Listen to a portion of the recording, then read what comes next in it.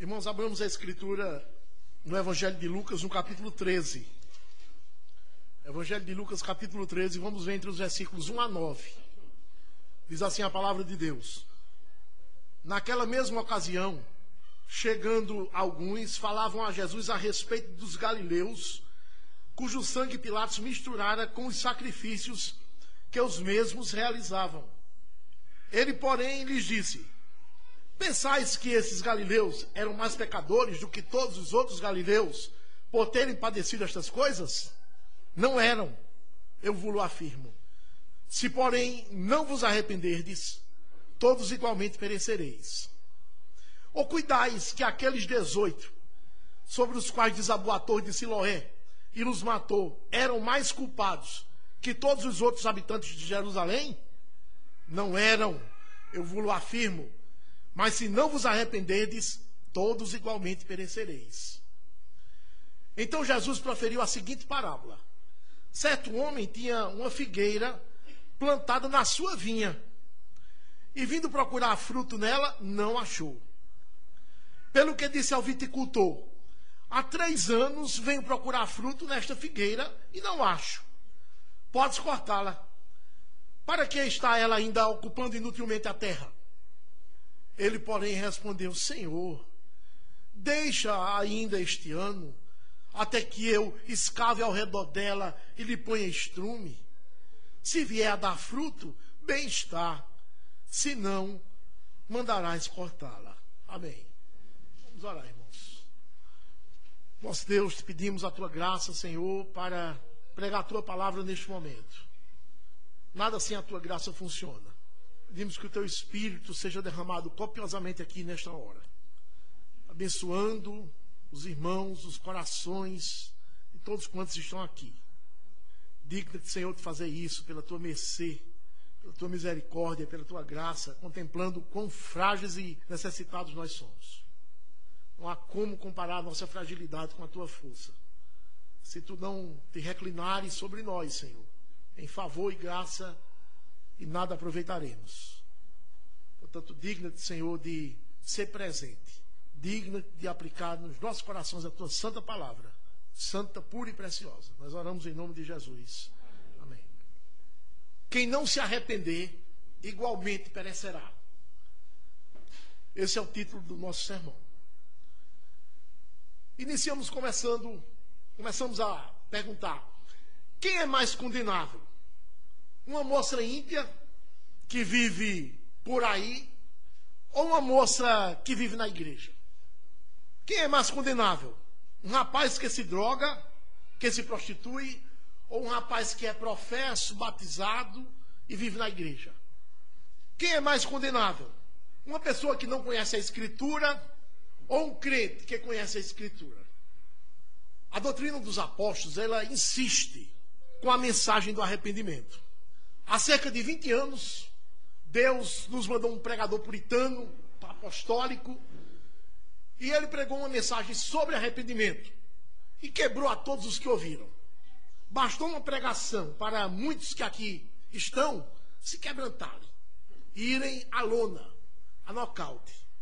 Nunca o pecado nos foi apresentado de forma tão vívida, onde todos os seus caracteres letais nos foram mostrados de forma bem clara, como nunca tínhamos visto antes. A confissão de fé dos batistas, da nossa igreja, incentiva a pregação constante do arrependimento, sempre seguindo aquele modelo da Escritura, dos apóstolos, dos profetas, do próprio Senhor Jesus Cristo, que enfatizavam a contínua pregação sobre o arrependimento, porque é um ensino vital para o dia a dia de cada pessoa. A Confissão Batista diz assim: há entre os eleitos aquele cuja conversão não se dá senão após uma certa idade, depois de eles terem vivido algum tempo em seu estado natural e servido ao mundo a vários prazeres e concupiscências, mas Deus, ao chamá-lo eficazmente, concede-lhes o arrependimento para a vida. No ponto 2 diz: não há quem faça o bem que não peque. Sob a força da tentação, mesmo os melhores santos podem cair em grandes pecados e provocações contra Deus. Pois existe no interior do homem um poder enganoso de corrupção, Foi por isso que Deus, no pacto da graça, providenciou misericordiosamente para que os crentes, caindo em pecado, sejam restaurados mediante o arrependimento para a salvação. Este arrependimento salvador é uma graça do Evangelho, por intermédio do qual a pessoa, por obra do Espírito Santo, é levada a sentir os múltiplos males do seu pecado e com fé em Cristo humilha-se, quebranta-se por causa do seu pecado, com uma tristeza santa, ódio ao pecado, repugnância a si mesma, clamando, orando, pedindo por perdão e fortalecimento na graça, com o propósito e o empenho de caminhar diante de Deus de um modo agradável, em todas as coisas com o auxílio do Espírito Santo. No parágrafo 3 diz assim: por trazermos conosco o corpo desta morte e as suas inclinações para o mal, o arrependimento deve continuar por toda a vida. Cada pessoa tem o dever de arrepender-se, particularmente de cada pecado seu que tenha conhecimento. E o último ponto diz: mediante Cristo, no pacto da graça, Deus fez provisão completa para que os crentes sejam preservados na salvação. Assim como não existe pecado tão pequeno que não mereça a condenação eterna, não existe pecado tão grande que possa trazer condenação sobre aqueles que se arrependem. Isso torna necessária a pregação constante do arrependimento. Que sabedoria, irmãos, tem esse texto da nossa confissão de fé. Então são com essas palavras que a nossa confissão de fé trata o assunto. A pregação sobre o arrependimento deve ser uma pregação constante nos ouvidos de todos os homens e também nos ouvidos da igreja. O contexto da nossa pregação é o seguinte: Jesus tinha acabado de dirigir um duro sermão aos seus ouvintes. Ele havia dito: vocês são especialistas em olhar para o tempo, saber quando vai chover, saber quando vai ventar, saber quando não vai chover, por quantos dias vai chover. E do jeito que vocês dizem, acontece. Vocês são especialistas em olhar o tempo e saber da sua performance. E vocês acertam todas as previsões, os prognósticos. Mas, no entanto, Jesus os condenou por não saberem discernir o tempo em que estavam vivendo. Porque o tempo em que eles estavam vivendo era o tempo da presença física de Deus entre eles. Jesus os acusou de terem olhos para as coisas efêmeras, passageiras, materiais, mas não terem olhos abertos para as coisas espirituais, para entender o tempo de Deus, o tempo do Deus presente, do Emmanuel, Deus conosco. E Jesus terminou aquele sermão contando uma ilustração em que um devedor estava sendo levado pelo credor até o juiz, porque chegou o prazo de pagar a dívida e o devedor não tinha o dinheiro, e o credor o tomou pela mão e ia levando até o juiz.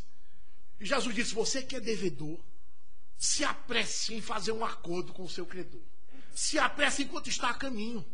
Porque se você chegar no juiz sem ter feito uma composição da dívida com o seu credor, o juiz vai lhe sentenciar. Porque em Israel os débitos não eram perdoados pela lei. O sujeito tinha que pagar. Se você não pagar, você vai para a prisão. E só vai sair de lá quando pagar o último centavo. Então Jesus terminou aquela história contando essa parábola.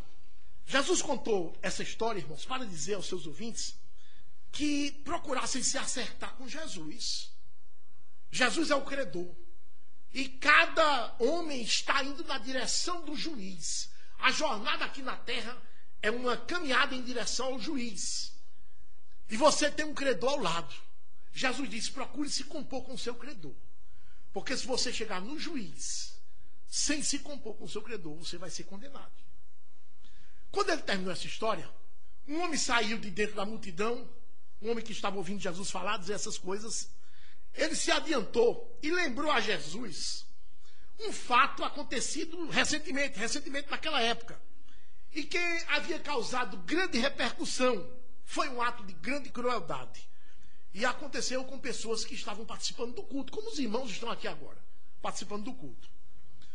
O ouvinte quis fazer uma aplicação daquilo que ouvira da parte de Jesus, dizendo que o juízo de Deus havia caído sobre alguns adoradores que estavam sacrificando a Javé.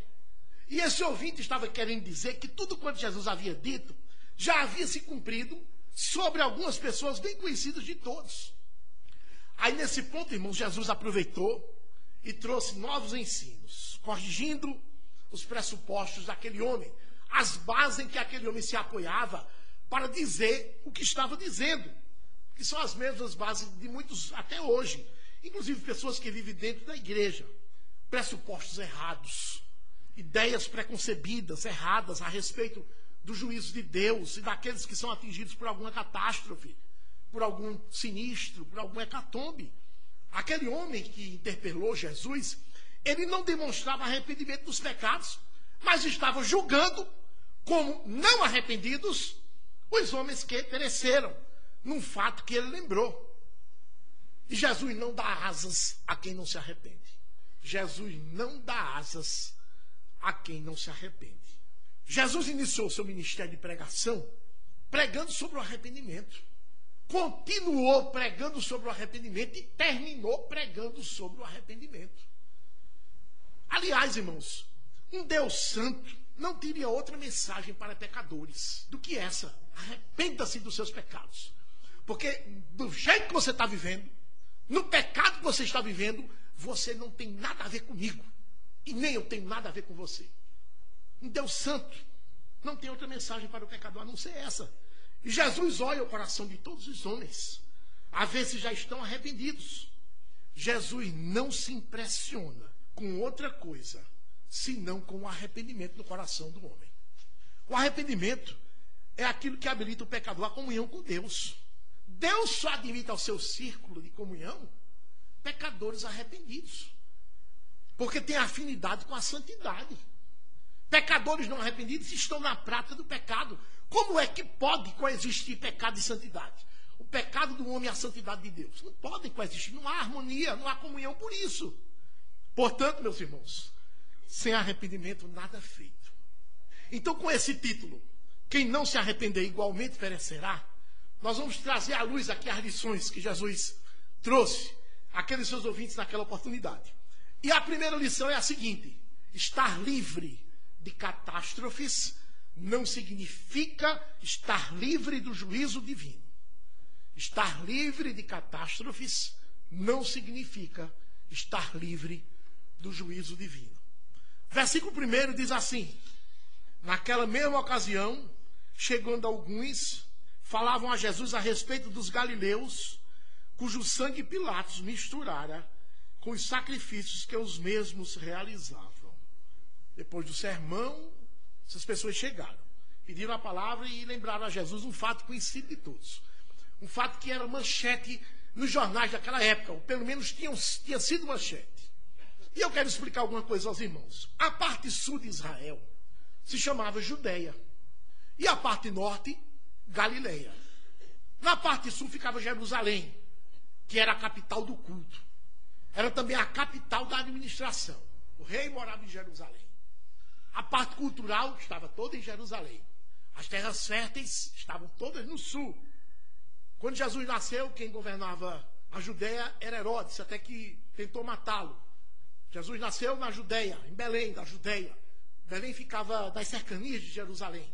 Herodes, querendo matar Jesus, José fugiu para o Egito com Maria e seu filhinho. Depois Herodes morreu. Outro governante se levantou. José voltou do Egito, não foi mais para a Judeia, mas foi para Galileia, lá no norte. Foi morar na cidade de Nazaré. Sabemos disso. Quando Jesus se torna homem, quem governa a parte do sul, a parte da Judeia, é Pilatos.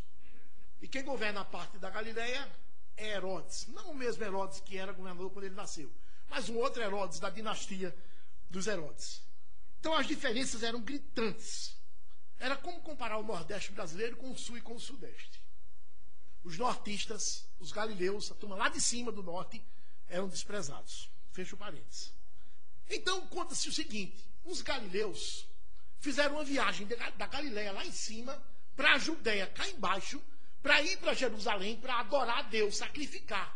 E eles fizeram essa longa viagem, possivelmente de camelos e cavalos. Quando chegaram em Jerusalém, procuraram descansar. Depois de descansar, foram para a feira, compraram os animais para o sacrifício. E de posse dos animais, se dirigiram ao Monte Sião, onde ficava o templo, para dedicar as suas oferendas. E quando estavam em pleno sacrifício, com o sangue dos animais sendo derramado, escoando, não é? Chegaram de repente àquele local alguns soldados de Pilatos. E por ordens de Pilatos, aqueles soldados arremeteram contra os galileus e os mataram ali mesmo, na hora do sacrifício. E o sangue daqueles homens começou a escoar também. Escoava por um lado o sangue dos animais e por outro lado o sangue dos adoradores. E se encontrava ali e se misturaram. De repente você não sabia quem era o sangue animal, qual era o sangue das pessoas. E aconteceu esse fato. Não foi um desastre, não foi uma tragédia, não foi um acidente, mas foi um ato deliberado. Foi um crime que foi cometido, ordenado por uma pessoa, um ato cruel. Os adoradores de Deus foram mortos em pleno culto, bem na hora da pregação, que era o sacrifício. É como se chegasse ali uma patrulha e arremetesse contra nós aqui e nos matasse. Pleno culto, na hora do sermão. Foi isso que aconteceu. Não se sabe a causa desse crime, nem o tempo em que aconteceu. Talvez tenha sido motivado por disputas entre Pilatos e Herodes. Ambos eram governadores romanos e governavam regiões diferentes de Israel, nomeados que eram pelo imperador, e viviam com inveja um do outro. Podia ter sido isso.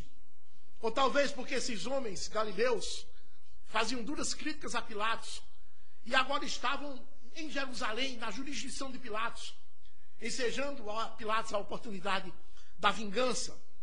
Mas tudo isso não passa de suposição, porque a Escritura não diz o motivo. E também a história secular não registra esse episódio. Mas o certo é que aquelas pessoas que seguiram a Jesus, o interlocutor de Jesus, ao lembrar esse fato, ele quis fazer uma correspondência com o sermão de Jesus, principalmente com a parábola que Jesus havia contado, aplicando exatamente o juízo de Deus sobre aqueles galileus, porque eles não se compuseram com o credor enquanto estavam a caminho do juiz. O comentário daquele homem deixou no ar algumas possibilidades. Talvez os galileus estivessem prestando um culto abominável. Talvez fosse isso. Talvez eles não tenham se purificado de antemão. Estavam prestando um culto sem se purificar. Como o dirigente aqui, o ministro do culto, alertou os que chegam aqui sem confessar os pecados e prestando um culto a um Deus santo. Como é que pode? Talvez estivessem cometendo alguma transgressão contra as regras do culto. Ou talvez tenham levado fogo estranho ao altar, é uma outra possibilidade. Talvez tenham chegado atrasados ao início do culto, é outra possibilidade. Esse conceito de desastre sofrido como resultado de pecado cometido era um conceito que estava profundamente arraigado na cultura dos judeus. Todo ele pensava dessa forma. Elifaz, um dos amigos de Jó, ao visitá-lo, vendo aquele sofrimento pelo qual ele passava, disse assim: Jó, vem cá. Acaso já pereceu algum inocente, Jó? E onde foram os retos destruídos? Jó, capítulo 4, versículo 7, querendo dizer o seguinte: Jó, se você está passando por tudo isso, é pecado, Jó. É transgressão, meu filho. Já pereceu algum inocente? Você já viu isso?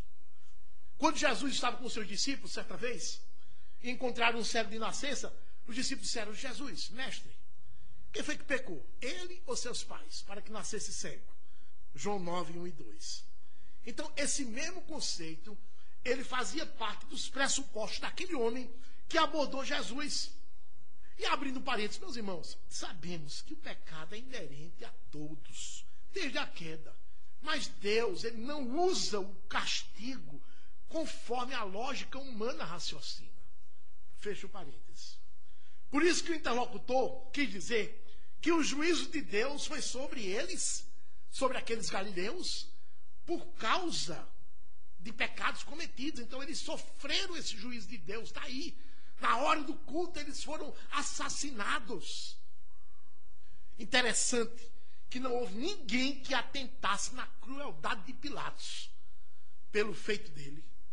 Parece que os olhos das pessoas só se voltaram para os galileus, que além de vítimas, parece que se tornaram também culpados. Ninguém acusou Pilatos de nada. Ninguém menciona Pilatos, mesmo a despeito de tamanha crueldade. Pilatos saiu ileso dessa história, inocente, nem foi citado. Sua crueldade foi acobertada pelos pressupostos errados das pessoas. As pessoas olharam para as vítimas de Pilatos e disseram: isso é castigo divino. Isso é castigo divino. Mas nada disseram contra o assassino. Versículo 2, está escrito assim: ele, porém, lhes disse, Jesus vai responder: pensais que estes galileus eram mais pecadores do que todos os outros galileus por terem padecido estas coisas? Que coisa, né? Jesus, com aqueles olhos perscrutadores, penetrou o coração daquele homem. Identificou os erros de conceituação daquele homem, em que ele se baseava para dizer o que disse. E Jesus, quando leu o que estava no coração daquele homem, Jesus tratou logo de corrigir. Jesus leu o coração daquele homem e estava escrito o seguinte, vamos parafrasear. O que estava escrito no coração daquele homem era o seguinte: esses galileus que morreram em pleno culto, assassinados, certamente descumpriram as normas do culto. Por isso que Deus derramou o seu juízo sobre eles, matando-os. Então, se eu presto culto a Deus e eu estou vivo, se um crime dessa natureza não me sobreveio, não me alcançou, é porque eu não tenho cometido os mesmos erros que estes homens cometeram. E tenho certeza que Deus se agrada no meu culto. Tenho certeza que não cometo nenhum deslize no culto que presto. Tenho certeza que minha performance é melhor do que a desses galileus aí. Isso estava lá escrito no coração desse homem que abordou Jesus. Parecia até o fariseu e o publicano. Aí aquela história. Estava errado, irmãos. Estava tudo errado. Jesus sabia que aquele homem também tinha cometido deslizes no culto. Jesus sabia que aquele homem não era perfeito. Por mais que se esforçasse para prestar um culto perfeito a Deus, ele não conseguia. Se os galileus foram mortos por causa de alguma transgressão cometida contra o culto, então aquele homem também deveria ser morto. Porque ele transgredia do mesmo jeito. Se não no mesmo ponto, mas no outro ponto, fazendo-se igualmente culpado. Certamente, enquanto aquele homem falou a Jesus, dizendo o que disse, as pessoas que estavam ao seu redor balançaram a cabeça. É mesmo, assentindo, concordando com o que aquele homem estava dizendo. Daí Jesus dizer a todos, e não somente aquele homem: vocês pensam que aqueles galileus que morreram eram mais pecadores do que os outros galileus, não é? Vocês pensam isso, não é? Pois vocês estão errados. E eu vou lhes dizer a resposta certa. Versículo 3, Jesus disse assim: não eram, eu vou-lo afirmo. Não eram, eu vou-lo afirmo. Se porém não vos arrependerdes, todos igualmente perecereis. Jesus lhes disse, irmãos, que não. Que aqueles homens que morreram, assassinados por ordem de Pilatos, não eram mais culpáveis do que os demais galileus. Não eram. E Jesus completa dizendo: se vocês não se arrependerem, vocês igualmente perecerão. Igualmente perecerão. Nesse ponto, Jesus se dirige aos seus ouvintes e engloba agora todos no mesmo saco: judeus da Galileia e judeus da Judeia. Nem eles são piores do que vocês, nem vocês são melhores do que eles. E escutem mais: se vocês não se arrependerem, todos igualmente perecereis. Essa resposta foi motivada pelo exemplo que o homem lembrou. Não era melhor que o homem tivesse ficado calado? Foi motivada pela resposta, pelo problema que ele levantou. Mas quando terminou de dar a resposta, Jesus a seguir deu outro exemplo. Agora, ele mesmo evocou um outro fato, um outro episódio, para reforçar esse ensino sobre o arrependimento.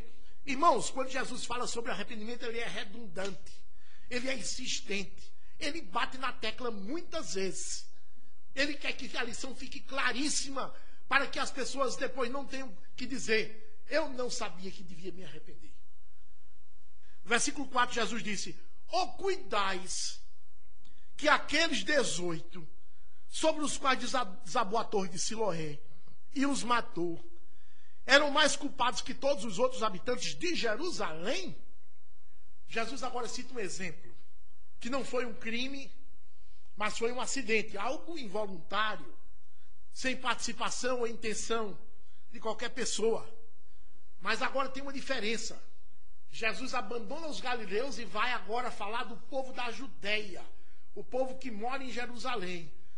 Porque eles citaram os galileus, no primeiro exemplo a Jesus, como que aquele povo desprezado, aquele povo que não presta culto direito, só vem aqui de ano em ano.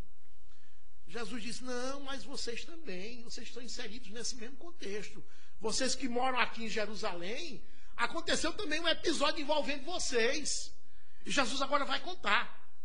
Havia um muro em Jerusalém, no muro de Jerusalém, aliás, uma torre chamada Siloé, que ficava perto do tanque de Siloé. O tanque de Siloé é aquele tanque famoso que jazia o paralítico lá, havia 38 anos. E Jesus chegou e dizia: o que você está fazendo aí? Não, estou aqui esperando que um anjo chegue. De tempos em tempos ele vem, segundo a crendice, agita a água e o primeiro que desce no tanque fica curado.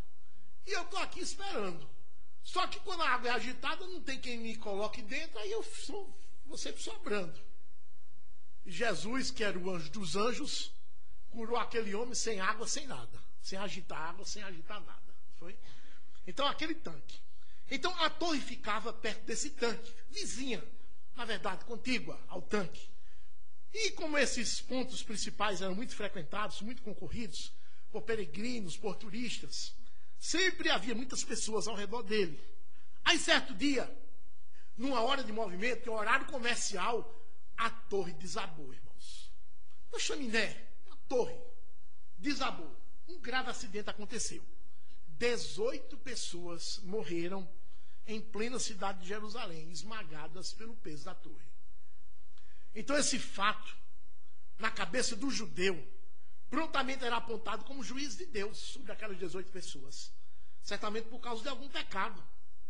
Eu abro um parênteses e digo: se fosse por causa de pecados cometidos, não haveria um só homem sobre a face da terra. Todos já haviam perecido. Fecho parênteses.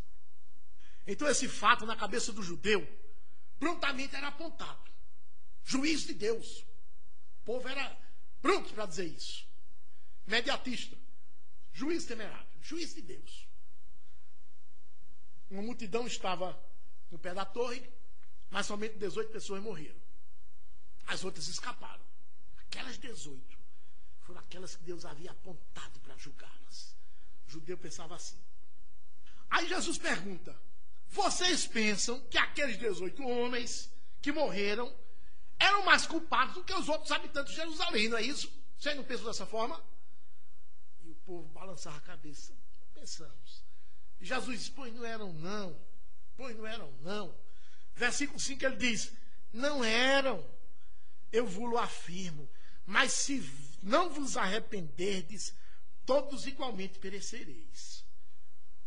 Em outras palavras, Jesus está dizendo: vocês que estão aqui agora, me ouvindo, vivos, poderiam muito bem ter estado lá, naquele momento, naquela hora, e terem sido vítimas do tombamento da torre. Sim, porque vocês não são melhores do que aqueles 18 homens. Não são melhores. Então, diga aos irmãos o seguinte: estar livre de catástrofes não significa estar livre do juízo divino, não. Se você não foi vítima de um crime, de um atentado, a mão armada, um assalto, se você nunca foi assaltado, sujeito com um revólver, a sua nunca, não pense que você é melhor do que aqueles que foram. Nem pense que eles são piores do que você. Nem pense que só eles são objeto do juízo divino. Não raciocine por essa lógica, que ela está errada. Se também você nunca foi vítima de um desastre natural, de um acidente, de algo sinistro, não pense que você está isento do juízo de Deus somente por isso, porque nunca aconteceu isso com você. assaltos, acidentes sinistros acontecem com todos os homens. Sejam crentes, sejam incrédulos. Sejam obedientes, sejam desobedientes. Por isso Jesus fala de algo mais elevado, de algo superior. Jesus, ele recomenda a todos o arrependimento dos pecados, que é o único instrumento que ele livra do juízo de Deus. Não há outro. Para o arrependido, mesmo que morra assassinado em pleno culto, mesmo que morra esmagado pela torre de Siloé, ele vai para o céu. Ele entra na bem-aventurança. Ele não entra em juízo porque passou da morte para a vida. Por outro lado, se você nunca foi vítima da maldade humana, se você nunca foi vítima de um desastre natural, involuntário e casual, mas morrer sem arrependimento, então fique certo que você vai ser alvo do juízo eterno de Deus, que vai lhe esmagar e vai lhe mandar para a danação eterna. Você vai amargar a sua eternidade no inferno, porque você morreu sem se arrepender. Então, meus irmãos, a verdade que subjaz é essa. Estar livre de catástrofes não significa estar livre do juízo de Deus. Essa foi a primeira lição que Jesus disse àqueles homens ali, naquele momento. Quem não se arrepender, igualmente perecerá. A segunda lição é a seguinte: estar sem frutos é sinal de falta de arrependimento. Estar sem frutos é sinal de falta de arrependimento. João Batista pregava e dizia: produzir, pois, frutos dignos do arrependimento.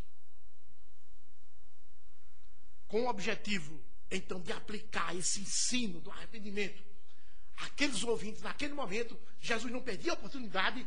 Aí Jesus agora lhes contava uma parábola. Entre os versículos 6 a 9 está escrito assim: então Jesus proferiu a seguinte parábola. Certo homem tinha uma figueira plantada na sua vinha, e vindo procurar fruto nela, não achou. Pelo que disse ao viticultor: há 3 anos venho procurar fruto nesta figueira e não acho. Podes cortá-la. Para que está ela ainda ocupando inutilmente a terra? Ele, porém, o viticultor, respondeu: Senhor, deixa ainda este ano, até que eu escave ao redor dela e lhe ponha estrume. Se vier a dar fruto, bem está. Se não, mandarás cortá-la. Essa foi a parábola que Jesus contou, com o propósito de dizer àqueles homens que o verdadeiro sinal do arrependimento é o fruto. A figueira é uma árvore frutífera. Seus frutos são deliciosos. É uma fruta riquíssima em nutrientes, abundante em Israel. Todos apreciam o figo. Homens, aves, símios, morcegos, insetos. É um fruto apreciadíssimo. Quando alguém queria reservar uma figueira especial para alimentar a sua família, para servir de usufruto da sua família, então o sujeito plantava uma figueira dentro de uma outra cultura, de um vinhedo, por exemplo. Por quê? Porque o vinhedo era muito bem cuidado. E os empregados do vinhedo, enquanto cuidavam da vinha, também cuidavam da figueira, porque ela estava plantada no meio do vinhedo. Então os empregados afugentavam animais, não permitiam que os morcegos e insetos e aves fizessem ninhos, para que não danificassem os frutos, porque aquela figueira era especial para a família, para o dono da propriedade. Quando ele vinha frequentar a propriedade, ele queria, com a sua família, comer os deliciosos frutos da figueira. O figo, inclusive, ele foi citado por Deus como uma das seis árvores mais deliciosas da terra prometida.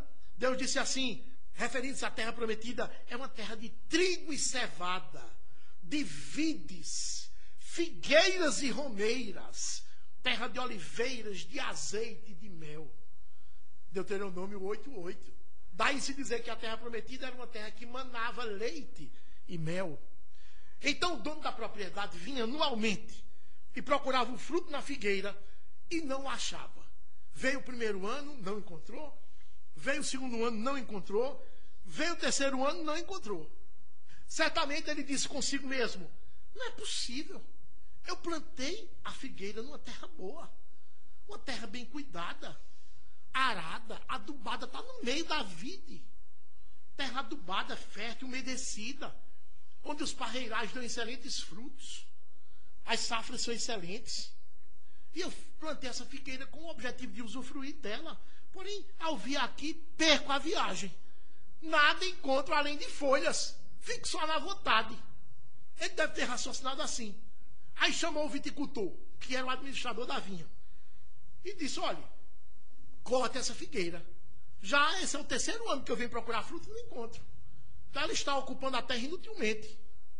Pode cortá-la. Isto é, ela se alimenta dos mesmos nutrientes que as vides vão se alimentar. Então, se ela não está produzindo, está roubando o alimento dos parreirais. Então é melhor cortá-la.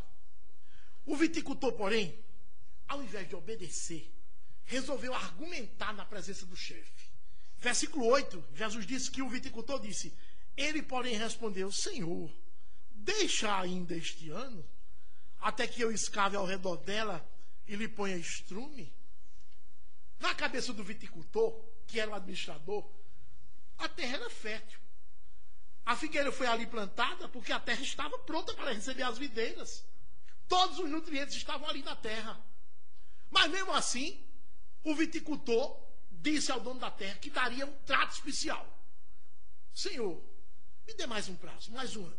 Eu vou dar um trato especial dessa figueira. Eu vou cavar um rego ao redor, para que fique cheio d'água continuamente. E vou colocar estrume. Não é possível que ela não dê fruto. Se na próxima visita que o senhor fizer, ela tiver dado fruto, muito bem. Se não, aí a gente corta. Irmãos, o que é isso? O que é isso? Vou lhe dizer. Em João 15, Jesus disse que ele era a videira. E o pai dele era o agricultor, aquele que inspecionava. Ele disse que o pai dele fazia inspeções periódicas na videira, para constatar a produção de cada galho. Você está plantando na videira? Estou. Então o pai visita a videira regularmente para ver a produção. Você está dando como galho da videira. Quando o galho está produzindo, mesmo um fruto bem pequenininho, e o pai toma todo aquele cuidado, como se fosse um bebezinho, e poda e ajeita, para que ele dê mais fruto ainda, Jesus disse. Mas se o pai chega num galho, que já deveria estar dando frutos, e não encontra o fruto, aí Jesus disse: meu pai corta e lança no fogo. Meu pai corta e lança no fogo. Voltando para a parábola da figueira, o dono da propriedade é o pai, é Deus. E o viticultor é Jesus. Jesus agora, como viticultor, está intercedendo junto ao pai pela figueira sem frutos, dizendo-lhe que dará um tratamento especial a ela, a fim de que ela produza, e que ele o faz na maior esperança, no maior cuidado. Ele intercede aqui sob forte emoção. Ele pede um prazo ao pai. Ele intercede por aqueles que estão plantados no meio dos parreirais. Paulo disse que Jesus morreu, ressuscitou, ascendeu aos céus e está à direita do Pai intercedendo por você, intercedendo por nós. Meu pai, meu pai. Eu faço uma aplicação e digo o seguinte: irmãos, há crentes que estão na igreja na mesma proporção que a figueira está plantada no meio do vinhedo. A terra é boa, o púlpito é bom, o ensino é seguro, a disciplina é aplicada, mas mesmo assim são figueiras estéreis, sem frutos. São membros de uma igreja legítima? São. Uma igreja que zela pela palavra? É. Firme na pregação? Sim. Mas mesmo assim são crentes indiferentes. Estão plantados numa terra boa, fértil, produtiva, mas eles não dão frutos. Apenas folhas. Nosso boletim pergunta a você, no trabalho evangelístico seu, missionário de cada dia que você realiza. Quantas pessoas você conduziu a Cristo? Quantas? Esse ano. Quantas pessoas incrédulas foram alvo das suas orações para que elas se convertessem, para que o Espírito de Deus agisse nelas e elas se convertessem? Quantas? Quantas pessoas ficaram impactadas com o seu testemunho e disseram, eu quero ter o Deus dessa pessoa também. Eu quero servir a esse Deus que essa pessoa serve. Quantas pessoas? Quanto você produziu para o fortalecimento da sua igreja local? Quanto? E para o progresso do reino de Deus? Quanto? Quando Deus se aproxima desses crentes para inspecionar, para ver a produção de frutos que esse tipo de crente está dando, Deus se decepciona. Ele só encontra fofocas, intrigas, difamações, calúnias, desprezo, maledicência, má fé, avareza, sonegação, ira, pecado inconfesso, materialismo. Só encontra isso. Um único fruto ele não encontra. E decepcionado ele convoca o viticultor. Convoca, que é o filho, e faz a reclamação. E ordena o corte. Ordena o corte. Será que você é capaz de imaginar, você que está aqui presente nesta noite, será que você é capaz de imaginar que Deus já lhe inspecionou N vezes? Já lhe inspecionou sim. E por N vezes ele quis lhe cortar. Você nem imagina que possa ter acontecido isso, né? Pois eu afirmo que aconteceu. Por N vezes ele visitou. E por N vezes ele quis lhe cortar. E lhe lançar no fogo. Por causa da sua falta de produção de frutos. E sabe por que ele não fez? Por causa do viticultor. Senhor, dê mais um prazo. Tenha mais paciência. Deixa eu ajeitar. Deixa eu cavar um rego. Tá estrume. Você não se arrependeu e por isso você não dá frutos. E Jesus está lá, intercedendo, intercedendo. Mas sabe que o meu espírito não agirá para sempre no homem. O Senhor disse. Haverá um tempo em que a paciência de Deus se encerra e entra o juízo. Está escrito. Considerai, pois, a bondade e a severidade de Deus. Está escrito. Vamos concluir, irmãos. Se você está plantado num vinhedo de terra fértil, se o vinhedo dá uvas doces, o vinhedo dá uvas doces, sazonadas, mas você, como figueira, plantada especialmente na mesma terra do vinhedo, você não der frutos, então eu digo com toda certeza, você não sabe o que é arrependimento. E é isso o que Jesus quer que você conclua. Sem arrependimento não há remissão de pecados. Você sabe o que é que significa essa expressão, não há remissão de pecados? Sabe não? Pois eu vou lhe dizer, você continua na prática dos mesmos pecados de outrora, apenas tomando cuidado de escondê-los para não dar na vista. É isso. Se houve arrependimento, em algum momento, esse arrependimento foi ralo, superficial, de nada adiantou. Por isso que você continua na prática dos mesmos pecados de antes. Era avarento, continua avarento. Era mesquinho, continua mesquinho. Era indiferente, continua indiferente. Era frio, continua frio. Quiçá, talvez, gelado. Não tinha vida de oração antes, continua sem vida de oração. Tudo do mesmo jeito. Não sabia antes o que era escritura, continua do mesmo jeito, distante da escritura. Escritura fechada dia e noite na sua casa. Não ora, não intercede por ninguém.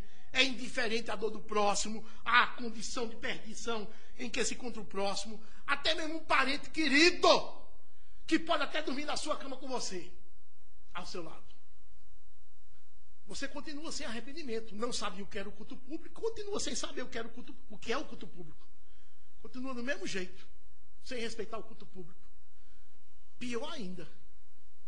Mas mesmo assim se considera menos condenável que a moça que se prostitui ali fora. Mesmo assim se considera menos condenável do que o rapaz que se droga. Mesmo assim se considera menos condenável do que os galileus que Pilatos mandou matar na hora do culto. Mesmo assim se considera menos condenável do que aqueles 18 que foram esmagados pelo tombamento da torre de Siloé. Pergunte-se a si mesmo agora, você aí sentado, onde você está? Aconteceu na minha vida de verdade a mudança de Satanás para Deus? Aconteceu na minha vida de verdade a mudança das trevas para a luz? Há santidade na minha vida? Ou eu ainda continuo no mesmo pecado de antes? Amando o pecado, pior ainda. Será que verdadeiramente eu me arrependi e passei a confiar inteiramente em Cristo? Pergunte-se. Há na minha vida produção de frutos dignos do arrependimento? Ou eu continuo do mesmo jeito que eu sempre fui, ímpio, não convertido? Solenemente, meu irmão, prezado ouvinte, eu lhe advirto, com as mesmas palavras de Jesus, se esse é o seu caso, você nunca se arrependeu. E se você não se arrepender, igualmente você vai perecer.